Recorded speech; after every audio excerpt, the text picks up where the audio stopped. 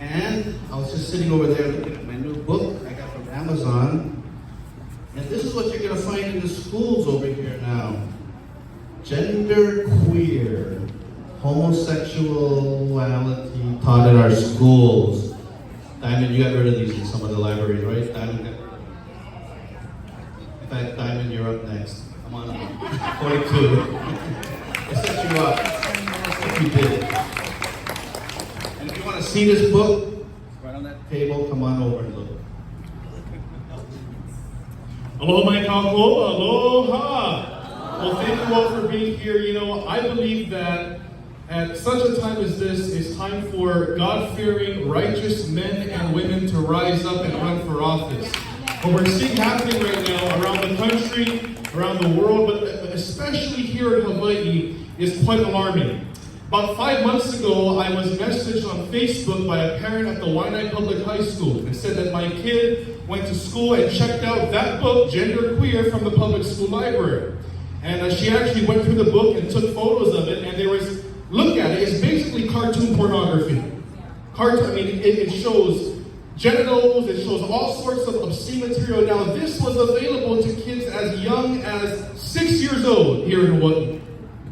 And so when I saw that, I said, this is crazy. I called the DOE and they simply laughed me off. And so what I did was I went on social media, exposed the book, exposed the school, and thank God that video went viral.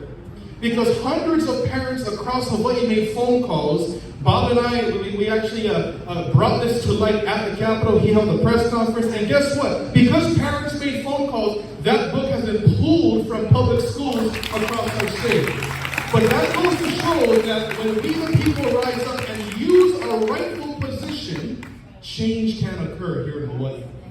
Now, so transitioning on to the campaign side. So I'm actually running for State House in the newly formed district of 42. Now that's Kapolei, Hoopili, Hawaiian homesteads out there in Kapolei, Eva, North Eva area. So if you live in the area, if you have Ohana in the area, please spread the word, vote Diamond Garcia. This election isn't a normal election. What you're seeing happening on the national level is making its way here to Hawaii.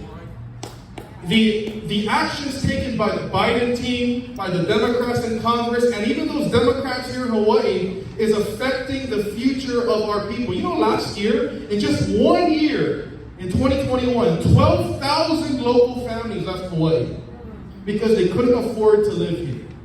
And if we don't vote differently, if we don't shift the direction we're moving in, our children and grandchildren won't have a Hawaii to call home.